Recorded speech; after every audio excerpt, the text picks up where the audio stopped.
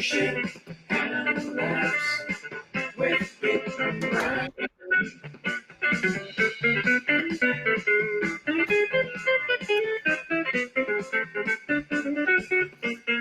And now here are your hosts, Pete, Mike, and Brian Peggy. Woo! Just like that. Uh-oh. Oh, no. Can't hear Pete. Well, hold on, buddy. Oh, now we can hear Pete. How about now? How about now? Now you sound good. You sound good, man. How you been? Thanks, man. Oh, just working on my microphone plugging in skills. How are you doing this evening? Hey, you know what? It's a beautiful day here in perfect Denver, Colorado, where the sun is heading down behind the mountains and it's starting to cool off a little bit. It's been really nice. If you've never been to Denver, and I never, till about a few years ago, went out there, but I was so pleasantly surprised with, just how nice the weather is certain times of the year and how metropolitan the city is. But you've also got a lot of green space, and I loved it, man. I think you're in a great part of the country, buddy. It's beautiful. If only we could go out and see it. We're still, we're still it's still coronavirusing over here, and we're trying to all stay healthy and safe, just like everybody out there. Well, I'll take it a step further. It was 97 degrees today in Birmingham. So we don't go outside, but not because of Corona, my friend. It's just strictly because we don't go outside. In fact, it was so hot this past weekend that my dog was running around the pool and her paws started peeling because the heat on her paws made that come. That's how hot it is. Brian, what do you notice different about me today, buddy? During this show? Yeah, as we are in different locations. Pete is in beautiful Alabama, and I am out here in Denver, Colorado. But we are looking at each other live right now in the Zoom, and I noticed that Pete looks like you're taller. Are you standing? I am standing, Brian. My lovely wife is working from home, and she has decided to take the chair from the studio and use it downstairs. So I will be doing the entire podcast in a standing position. If you hear a clump, it's me falling down. So big ups to my wife for not returning the chair to its proper position. Here's a bell for your knees. I don't even why. All right. Your knees are gonna start hurting. Here we go. All right.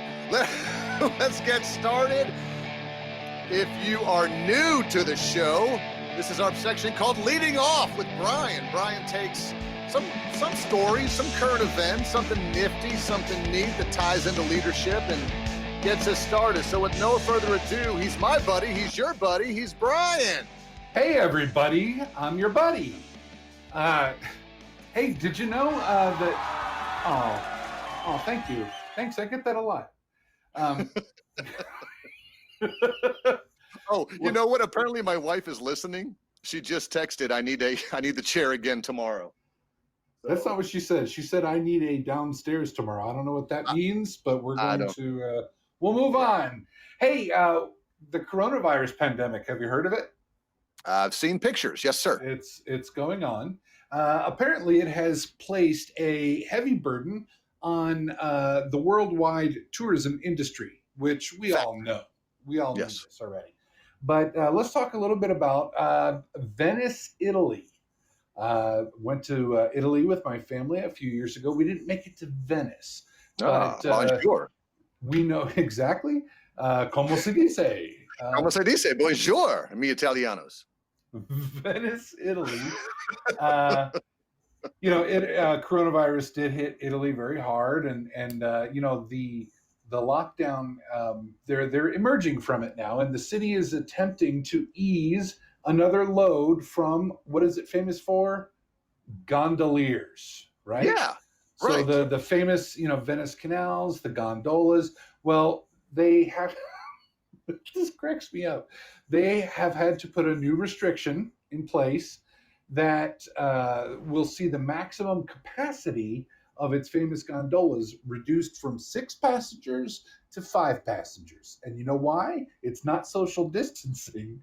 It's because of the ballooning average weight of tourists, Hey now, Americans,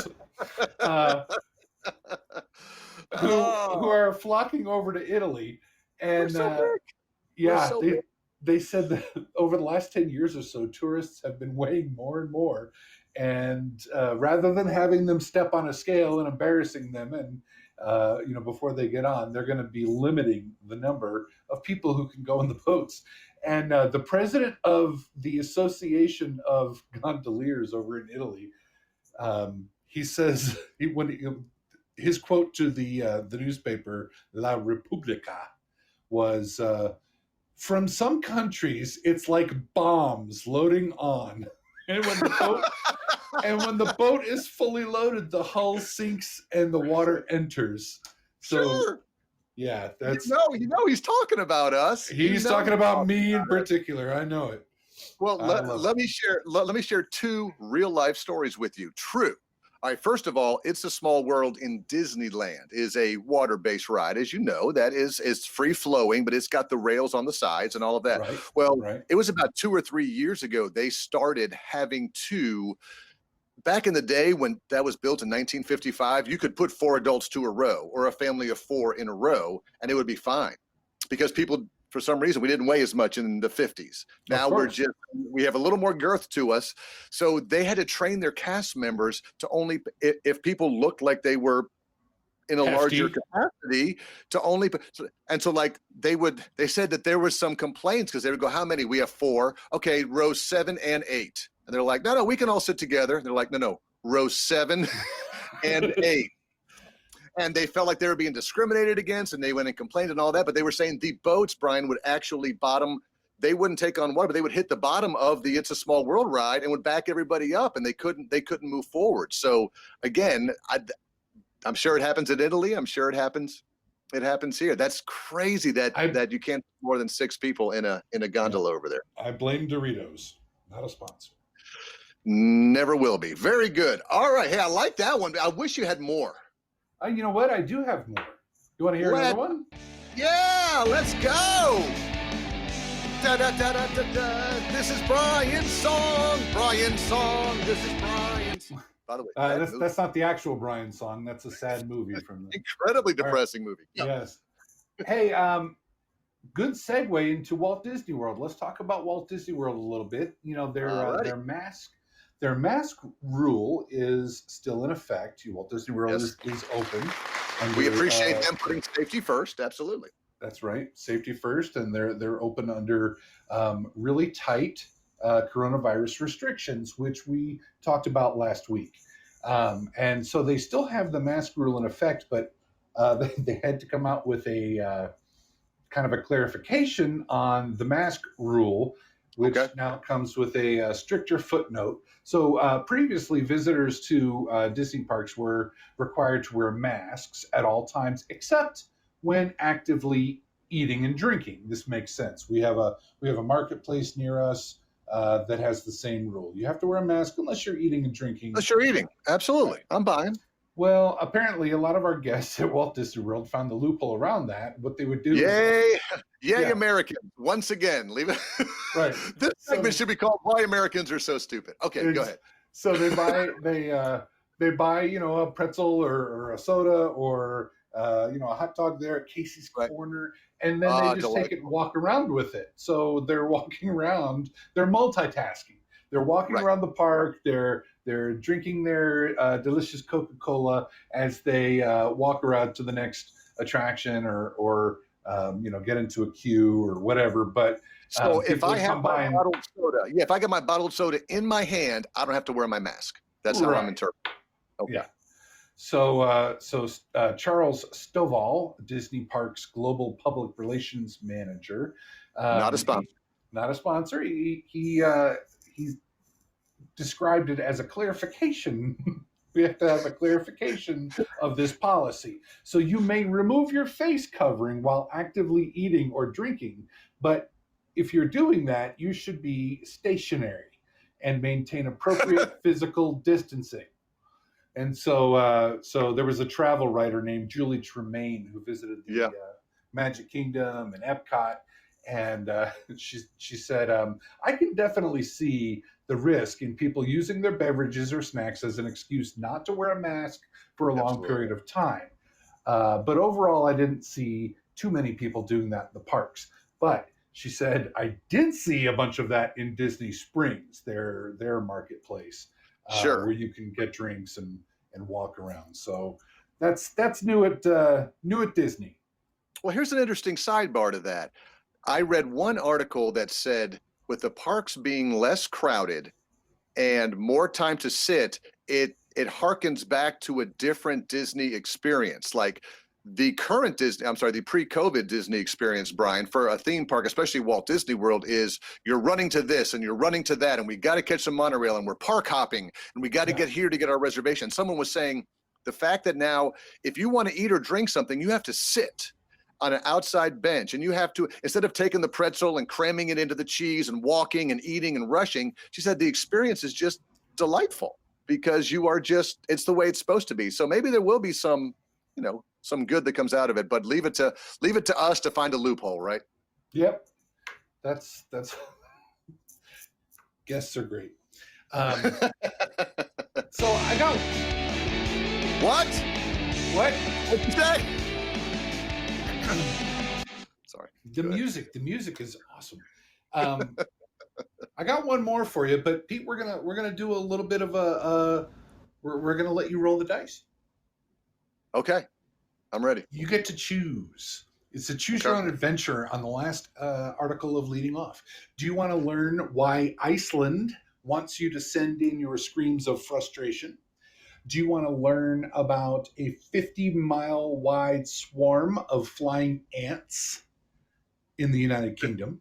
50 miles? Or 50-mile wide swarm of flying ants. Or do you want to learn what Amazon recently said about Prime Day? We can let the listeners. So your choices are Amazon, ants, or what was the first one? The first one was Iceland. Iceland, ants, or Amazon. That's Iceland what we're and choosing screams of frustration. If anybody wants to vote in the chat box, I'll be happy to take your ideas into consideration before I make my own. But let me tell you this on a sidebar, my friend. I used to read Choose Your Own Adventures books. That was my generation. And I thought they were the coolest. They were just, will you enter the cave or not? If you go in the cave, turn to page 50. If you choose to walk away from the cave, turn to page 140. And then you flip. It was great. I loved those. It was great, and you could read that same book 4 or 5 different times and have a completely different story. And we just got some of those for my daughter who's in 8th grade. They still make them? They do, and they've been updated a little bit. They still have all the choose your own adventures that you're thinking of, but they did some in some historical contexts, like the Vietnam War, the Battle of Bunker Hill, that kind of stuff. So, will you shoot your rifle? Yes or no? No. Exactly. Then you turn to that page and it goes, you're dead. You burn your draft card. The story is over. All right, Brian, our people have voted. We're going with Prime Day story. Prime Day. Talk to us about Amazon. If you want to hear about the 50-mile wide thing of flying ants, you have to Google it yourself. Let's hear about Prime Day, my friend. All right, so Amazon Prime Day, which normally takes place in mid-July, which would be like right now, has been postponed. Let me hear the boos. It's been postponed due to the coronavirus. So what does that have to do with anything? Well, Amazon came out and they said this year we'll be holding Prime Day later than usual while ensuring the safety of our employees and supporting our customers and selling partners. So it's not really affecting you as the consumer sitting in your house all nice and safe and warm and, getting a 75% off lightning deal on your favorite toothbrush or whatever. It's really what it's affecting is, I guess they have to really staff up to provide for Prime Day. So it's a giant uptick in demand. And Prime Day has become the new Black Friday for our international Oh, sure. listeners. I believe that. Black Friday has what that is it's the Friday after Thanksgiving Day, which is on a Thursday, and a lot of stores would offer big discounts. It's kind of considered the start of the December holidays, Christmas shopping season. Well, Amazon kind of brought that into July. Yes. And so Christmas in July has Amazon has definitely benefited during the coronavirus pandemic. Its stock is up 73%. Oh, sure. Do you know how many Amazon deliveries we got at our house today, Brian? I'm not making this up. Three. Between me buying things, my wife buying things, my daughter, who's going to be a teacher, is buying teaching supplies, and they just keep coming. And when you're working from home, now you always do a lot of remote work from home. It's new for me, but boy, you can really hop on there, can't you? Yep. Yeah. And, for us, like, yep. What's that? Yep. Yeah. You just going, yep. For us, yep. the just working from home, you can't find things. We had a toilet paper shortage earlier this year and a paper towel shortage, and you can find those things now, but what you really can't find in the stores themselves are, disinfectant wipes, right. or the good kind. I call it the good kind of hand sanitizer. Like Lysol spray. However, those things can be found if you haunt Amazon Prime Now deliveries. So we tend to get a lot of those at our house as well. A lot of online ordering. I love those stories, man. That was good. Good to know. Man, you just let us off solid today, buddy. I always appreciate you, man. That's the way to... But it's time to move on, Brian. We can't talk about good things all the time.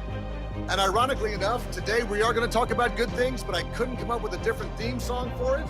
So we're going to talk about leaders who inspire others. Leaders who inspire others. When you see a leader inspire somebody, it'll make you ask the following question. They inspired what? I like that. Give yourself a bell. On the fly. All right, good. Have you ever heard of my friend, one of my good friends named Ken Blanchard? Are you familiar with Ken Blanchard? Yes, he was the quarterback of the Raiders back in the early 80s. They called him the Snake. No, that is Kenny Stabler. Ken Blanchard. Good. Ken Blanchard is a leadership guru expert, been around for quite some time. I think he wrote Who Moved My Cheese. I think he wrote, hey, Joseph joined us. Good to see Joseph. Anthony's come into the show. So thanks, Anthony, for being here, as well as Sherry and Terry. A few others are coming in. Glad to have you join us. I know that Joseph knows who Ken Blanchard is. So I was just thinking, we see so much today, Brian, about leaders who are dropping the ball during this COVID pandemic, buddy. They're not quite doing all the inspiration they should be doing. They're looking at the economy and the bottom line and the challenges with social injustice and COVID. And they're like, listen, let's just get through the day. Let's just get through the day and then figure everything out as we go along. But Ken wrote an article just recently about what the best leaders do who inspire others. So I'm going to drop a few of these. I'm going to, as the kids say, drop some knowledge on you. Oh. And then we can talk about these and see if you've got any examples of leaders you know who might do this or things that may or may not work. Now, again, you come from corporate America. I work in local government. We both worked at Disney. So let's take these out for a spin, see if what Ken is talking about when it comes to leadership is good stuff. So his first one is inspired leaders take time to understand their people. Inspired leaders take time to understand their people. Leadership is not about you. It's about the people you serve. The more you know your people, the better you'll be able to help them achieve their goals. And here's something that he shared that I don't do, and it's actually a good idea. He says, a lot of us set up one-on-ones with our employees. So if you happen to be a supervisor or a leader, you will set up a one-on-one with your employee, but you always go in with preconceived notions. Well, I'm going to get with you, Brian, as my direct report. I want to talk about your performance. I want to talk about some things you've been doing wrong. I want to talk about your career. He's saying you really want to inspire people. Don't have an agenda. Set up a one-on-one meeting and then go in and say, I want to talk about anything you want to talk about.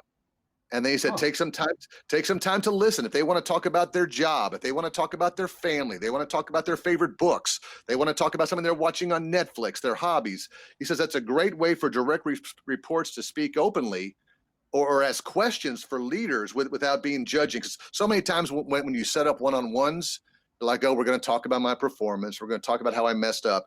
He's saying set up one-on-ones just to be transparent and open and talk about things that can really inspire your employees. What's your take on that, buddy? Two things. So first of all, I work for a fantastic leader right now. I won't mention her name, but she is really terrific. And when we have our one-on-ones, or sometimes even when they're not scheduled, she'll just call me up and be like, "Hey, what are you working on? Like, what's going on in your world right now? And how can I help? What can I do? If I'm feeling flustered, I've got too much stuff coming at me.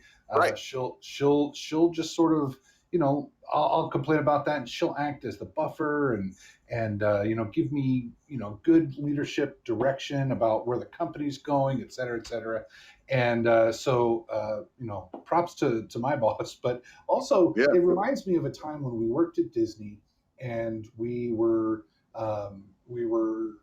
very lucky and fortunate to have a Disney legend come and talk to us. I don't know if you remember this.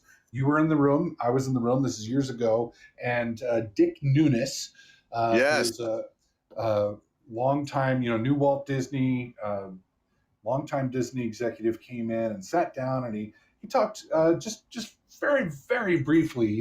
My name is Dick, and I started at the company in 1954 or whatever, and right. And then he kind of looked at us all, and there was just a moment of silence hanging in the room. And he said, "What do you want to know?" Yeah, you know what I'm saying? I remember that because he didn't have anything. He's like, agenda.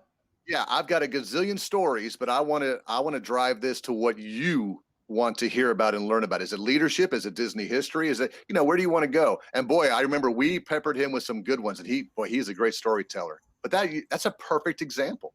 That's a perfect example of someone who does that. Great. Well, here's one more. And again, we're not going to get to all 6 of these. Here's one more that I kind of want to throw out there. Ken Blanchard says, inspired leaders always see potential. Inspired leaders always see potential. He says, if you're like me, you're going to hire 2 kinds of people, winners or potential winners. He says, in my experience, almost everyone's a potential winner. So when the topic of career development comes up, be a cheerleader. Ask your people about their picture of the future. Encourage them to challenge themselves. Tell them you believe in them. So again, we're going in a different direction here, not specifically one-on-ones, but what he's saying, and we hear this all the time. Here's one of the worst quotes. I shouldn't say it's a worst quote. It's a quote that's been overused in training and development forever. It goes something like this. A manager came to me one time and said, Pete, what if I train all of my employees and spend all that time and money on them, and then they leave? And my response is always, what if you don't train them and they stay? That's been around for a while, but the reality with that is it's so true. And so what he's talking about here is we get so concerned sometimes with, I got to keep my people. It's a bad economy. It's this, it's that. And what he's saying, if you want to inspire, because again, this whole section's about inspiration. You want to inspire people, encourage them to achieve their goals, tell them to do neat things, tell them to write their first book. What are their personal goals? What are their professional goals? Tell them you believe in them. We had plenty of people at Disney again, and you and I were blessed to have many good leaders, but a couple of them, we would have talks about my career growth. And I remember one saying, well, you're not ready for that role yet. And she wasn't saying it in a bad way, like, you're not, but she said, you're not ready for that role yet, but let me tell you what you need to do to prepare, to get ready. And I think that's part of it. It's not blowing smoke. It's actually helping people get better. What's your take on career development? Same thing. It's, that right there, what you just said, is something that inspires employees. That would inspire me to, want to work to get better. I've also had leaders who have come to me and said, basically like, it wasn't my idea, it was theirs. Here's a role you're not ready for yet, but I'd like to see you in it. Isn't that great? And I'd like to help you get there. Yep, absolutely. Good. Well, let's do one more, and we got a couple new listeners as well who are with us live. So thanks for joining us. We're talking about inspirational leaders. We're talking about leadership and laughs, and we're talking about inspired leaders. And here's the last thing that Ken talks about. He says, Brian, inspired leaders. He actually wrote this. He goes, Brian, comma. Yeah, me and Ken Blanchard are good buddies. Inspired leaders celebrate with people. Don't forget to take time to celebrate people's talents, skills, and successes. Doesn't mean a big, expensive party. It can be as small as taking a person aside and praising them for their input in a meeting. It can be as grand as allowing them to stop working 2 hours early on a Friday because of a great productive work week. Congratulations and celebrations build morale and camaraderie. Now, you don't have to sell me and you on this. We learned this from the best at Disney, and we had so many leaders who would constantly tell us that we're going to celebrate the successes. We are going to recognize. We're going to work very hard. We're going to work very hard. But when something good happens or recognized, we are going to, I hate to say work hard and then play hard, but we did. Terry says that gets a bell because Terry agrees. She appreciates the whole idea of celebration. Anything good you guys do for recognizing your people or celebrating?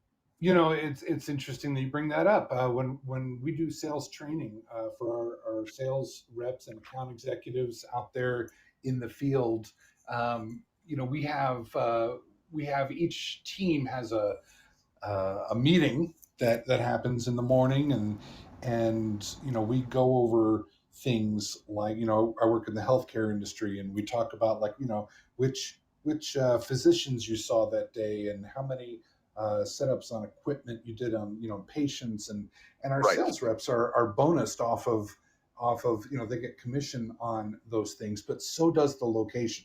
So we talk about everybody being how in Disney we talked about everybody is a custodial cast member, everybody is everybody in my organization, everybody's focused on sales, because when the sales rep grows, we all grow. And that's kind of where the training stopped. But I took that from Disney to say, hey, and you know what? When you update that whiteboard in your team meetings, celebrate together.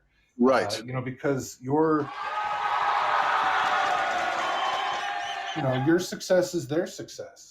Right. And that's ultimately my success. So. Right. And all of your successes, because you get to keep your jobs and grow and all that. So my last point in this is to kind of say two quick things. One is, if you are a manager or a leader for people in those essential roles right now, whether it's food and beverage, whether it's, retail, especially healthcare right now, public safety, police, fire, public works, your people right now need to be inspired more than ever.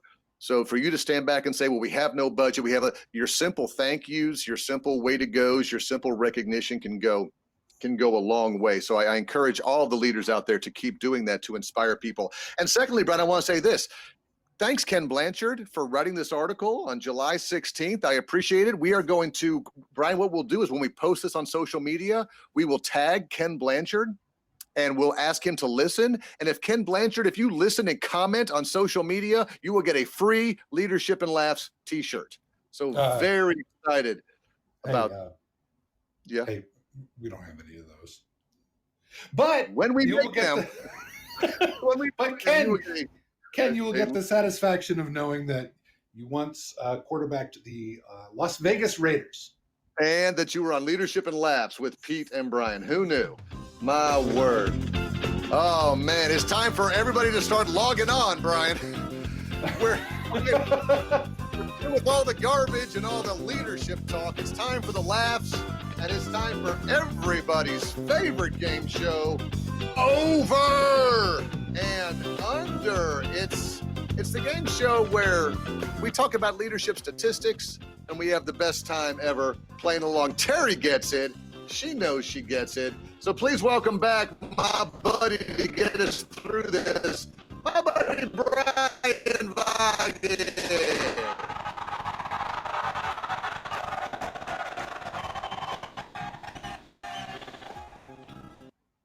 I don't know why I do that. It's like you left the studio and then came back for this segment. But let me ask you this: Can you hear me? You can hear me. How about now? Can you hear me now? That's a little bit better. I'm yeah, gone, I don't know if our listeners heard what I heard. But how about now? Yeah, we can hear you. All right, you just sounded like a robot for a while. It went anyway. Okay. Oh no. Maybe I should I call back in? No, you can hear me fine, right? It's you that we're having a hard time hearing. It's okay. You guys, if you want to play over and under, go ahead and feel free to text in, chat with your overs and unders, and just in case anybody's brave enough, hit that call in button. And, are you there, Brian? Let's see how the audio is for you. Yep. Okay. So here's how the game show works. I'm going to present our audience and Pete with a few interesting and timely statistics, and you're going to have to decide if the answer is over or under the number I give you. And Pete, today's subject is going to be vacation policies and holiday plans. How do you feel about that? I'll set it up for you. So, I've kept these hidden from Pete. He's hearing all of these for the first time. So, like I said before, we want to encourage you to play along. Feel free to give us a call, play along live as we try to guess over and under as it relates to paid time off policies, PTO policies. So, as the COVID-19 pandemic presses on into July, that's where we're at now. Many employees are they're rescheduling, they're rethinking, or sometimes outright canceling vacation and holiday plans. So that's causing employers to question whether their PTO policies are prepared to handle the fallout. So to shed light on this, there was a recent survey conducted by global staffing firm Robert Half. Have you heard of Robert Half, Pete? We may have lost Pete, but I think you all can still hear me, so we'll pick it up here. So Robert Half is an independent global staffing firm that conducted research in May of 2020, so just a couple of months ago, definitely during the pandemic. And this includes responses from more than 1,000 workers ages 18 years of age or older and normally employed in office environments in the United States.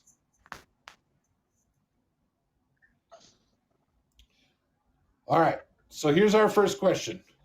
We're moving forward despite technical difficulties. What percentage of these employees surveyed said they will likely take less time off this summer due to the coronavirus? What's that, Pete?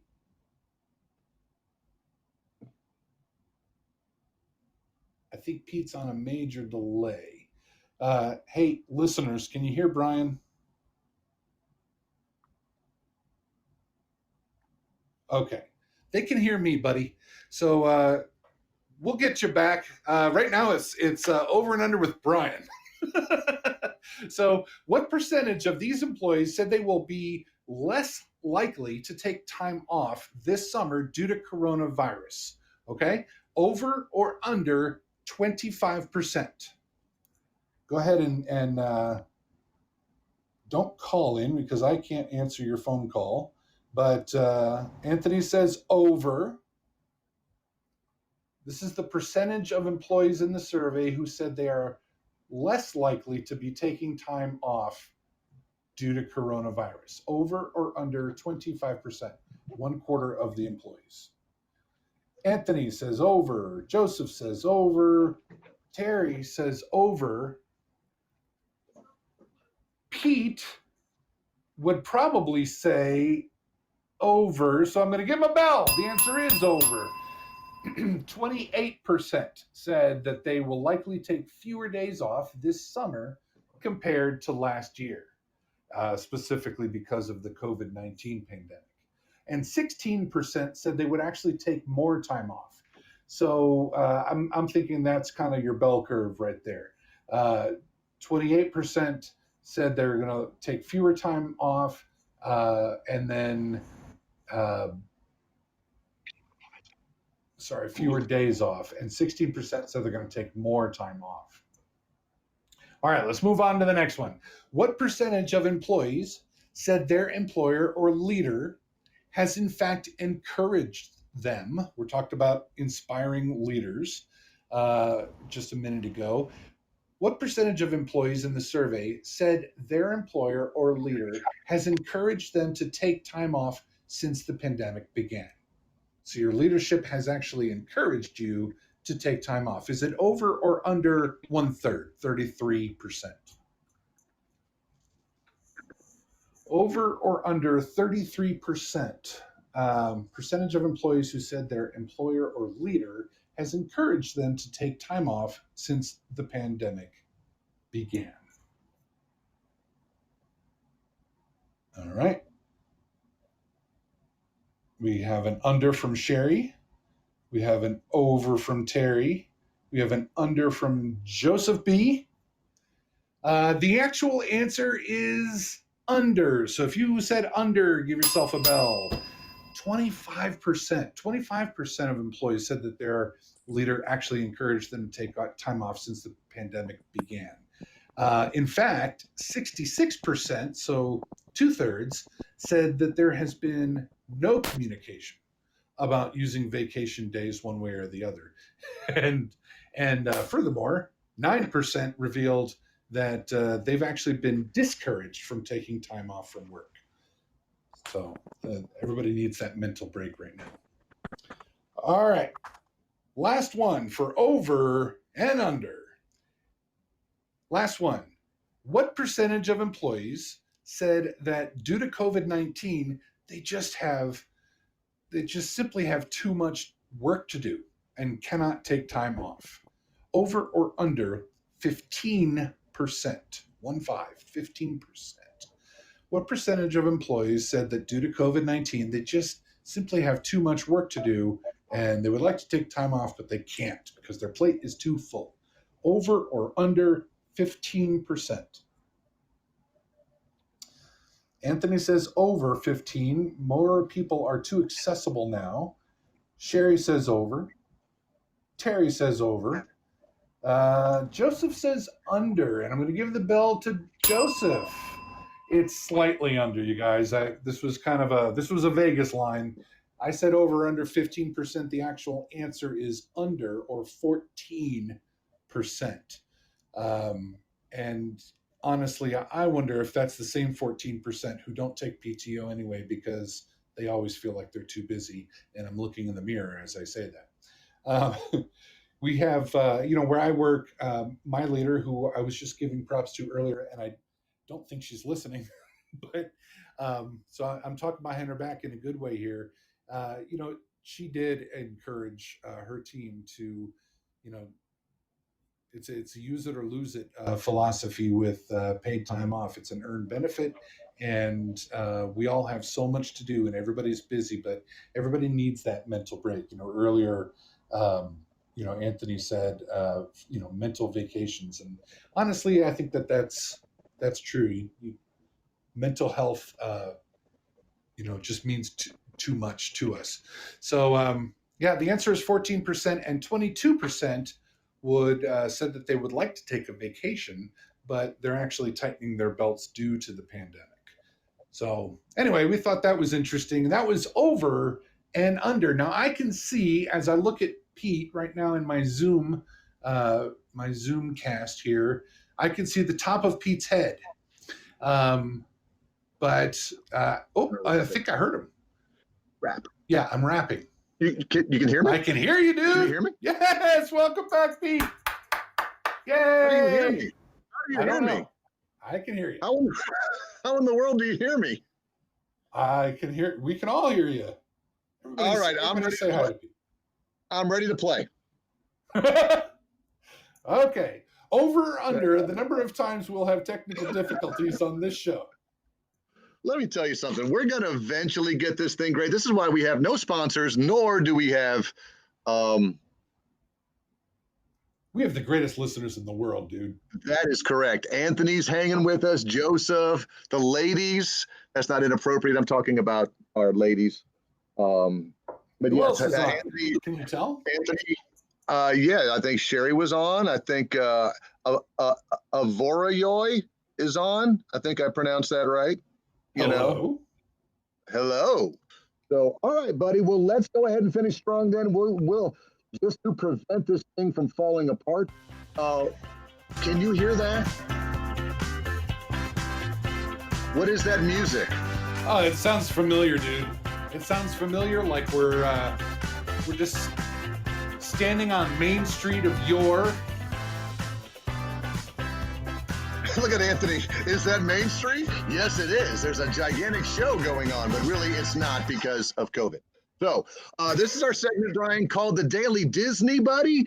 And ironically, and I want to keep telling you all, I know you can tell by the high production value that Brian and I spend hours prepping this. We normally get on at 6:45 or 15 minutes before. And Brian, I kid you not. Today, I actually emailed you and said, The Daily Disney, what did I want to talk about today? Do you remember what the email was? I remember, yes, I remember that email, but I don't remember what you said the Daily Disney would be. Wait, unless it's quotes about Walt the Man. That is correct. I thought we'd talk about quotes about Walt the Man today. And the one that I chose, and I'm not making this up, as you can look in my Zoom, Brian, you can't see it. I'm looking at it. I can't tell. It's a book. It's Dick Nunis. Hey, Dick Nunis. So you were foreshadowing today when you brought him up. I'm like, wow. So let me give you a quick leadership lesson here, Brian, and then we'll sort of wrap this one up early because I think that I have pressed my luck, no pun intended, to the most bestest game show ever. All right. Dick Nunis was a theme park executive, like Brian said. And so I've got this fantastic book that I love that talks about people talking about Walt Disney and his leadership style and how he worked with people and how he worked with others and all that kind of stuff. Well, here's his quote. He said, quote, I was giving this movie pitch to Walt and he was just killing me. He said, Nunis, you don't know what you're talking about. And he walked out of the room. Everybody followed him. And I sat there in that big room all by myself. I thought I'd been fired. And I was thinking of where I could go to get a new job when I heard the door open behind me. It was Walt. He put his hand on my shoulder and said, look, young fella, you just keep expressing your opinion. I like that. And then Dick goes on to say, I think Walt liked to test people. Later, I would sit in meetings and watch him take a position and see who would go with him. Then he would take the opposite position and see who would go with him. I think the people who stuck to their guns, whether they were right or wrong, were the people that Walt respected the most. And I'm like, wow, that's such a cool story because, if Walt Disney shoots you down, you probably think that it's all over, it's all done. And the reality is he may have respected you more because you were sharing what you thought was good, And I think that's a good lesson for all of us, Brian. And we're sort of taught that when we worked at Disney, that we're a very open environment, transparent environment, share your mind, do all that kind of stuff. And I think that served us well. And I think my son is going through The Office again, episode by episode, for the second time. Thank you, COVID, for allowing us to kind of watch all this stuff again. And there's this episode in the American version of The Office where Andy is just moved into the same office with Steve Carell. They've just merged branches, and Andy just walks behind Steve the whole time and kisses up to him and tells him how great he is. And of course, Steve Carell talks about how much he hates him for that and all that. And I think that kind of reminds me of this, and that I think we all as leaders need to make sure that we speak our minds, respectfully, but share don't be a yes man or a no man or a yes man or a yes woman. Be someone who's got something that you believe in, stick to it. That's my take on that. That's a good take, Pete. And, Anthony's asking, what is the name of the book that you're reading that out of? Thank you. It's called Remembering Walt, Favorite Memories of Walt Disney. ISBN number 0786. Yeah, I don't know. Most of us have heard how, Walt Disney was, creative genius, obviously, but, he was stingy with his praise. That's how he kept people hungry. And like the best compliment you could get from Walt Disney walking out of the room was, that'll work. Right. And we've come to expect so much more, especially now that we're talking about the Ken Blanchard style of leadership, which is inspire and do this and do that, so it's very, very interesting. All right, everybody. Well, that kind of wraps up our show for tonight. Let me go ahead and play Brian some bed music. We'll keep with the whole Disney theme as Brian gets us out of here with a Did You Know? Hey, Pete, did you know? Earlier we talked about Venice, Italy, having to reduce the number of gondola passengers due to fat tourists like myself. Well, did you know they are not the first group of travel industry workers to have to make changes based on the weight of their customers? In 2018, Greece had to ban overweight tourists from riding donkeys on the popular island of Santorini because activists complained that the animals were suffering spinal injuries. Everybody, go eat a salad tonight. Go eat a salad. I want to thank Tradville for joining the show right now. Appreciate you coming in at the end. You're awesome. We will catch you again next week. We'll fix our technical difficulties. And Brian, it was a pretty good show. Thanks for carrying the load for 90% of it, buddy. You're the man. Hey, I'm just the man who works next to the man. For Pete Blank and Brian Voggy, this is Pete's Points. No. This is Ken Blanchard's Leadership of Inspiration. And laughs. All right, buddy. See you next week, man. Love you guys.